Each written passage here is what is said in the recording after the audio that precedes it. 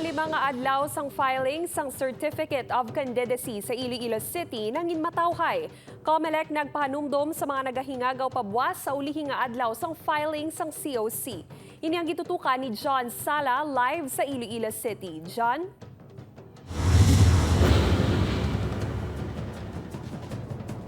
Kate, kung di mo madumduman sa unang adlaw sang filing sang Certificate of Candidacy, madamo ang nagreklamo bangod wala sang sistema o kundi organisado ang pagpatuman sang linyahanay apang subong talulupang doon nga mas matawhay kag mas masulhay na ang pag-submit sang Certificate of Candidacy. Mas organisado na kag talulupang doon nga wala na sang nagasalangisag ang mga aplikante sa filing sang Certificate of Candidacy sa isa ka mall sa Iloilo City. Si Alchea naghingagaw sa pag-file antes ang deadline.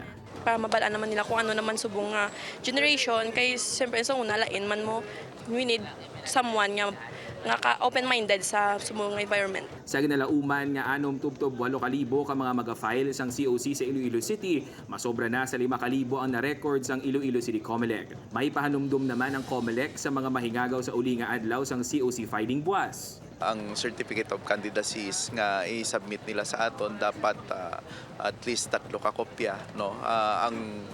Ang photo or picture nila sa gina-attach sa Certificate of Candidacy is size niya is passport size, no. Kay may mga naga-submit diri sang COC nga 2x2 and 1x1 ang ilang size ang picture, no. Dapat legal size bond paper, no, 8.5 by 14 or 8.5 by 13 or long size bond paper. Kag pahanumdum sang COMELEC Iloilo City sa mga naka-file na, may ginatawag na kita nga premature campaigning, no? Tanan nga aspirants nga nag-file sang COCs nila for the barangay and SK elections, hindi na sila dapat mag-conduct sa mga campaign activities. ang mga nag-file sang COC o kun ang mga kandidato ang ginadumilian sa pag-promote sang ila advokasya sa nagkalain-lain nga platforms, magbutang sang posters o kun anuman nga election-related materials humalin September 3 tubtob October 18, 2023. Formal nga magasugod ang election campaign period sa 2023 barangay kag sangguniang kabataan elections sa Oktubre 19 tubtob 28. Kate, pahanumdum sang COMELEC sa mga mahingagaw papasa sang ilang COC buwas sa uli nga adlaw sa nga filing sang Certificate of Candidacy nga checkyaron anay nila ang ilang mga forms. Checkyaron nila ang mga sabat nila sa ilang mga forms kung bala intsakto ang ilang mga sabat sa mga pamangkot antes nga i-turn over sa personnel sa nga COMELEC. Checkyaron man dapat nila kung intsakto ang mga dokumento nga ginpasa nila.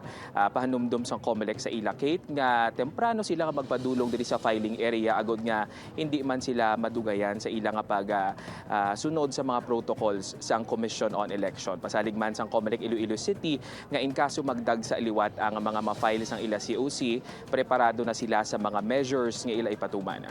Kate? Madamo nga salamat, John Sala.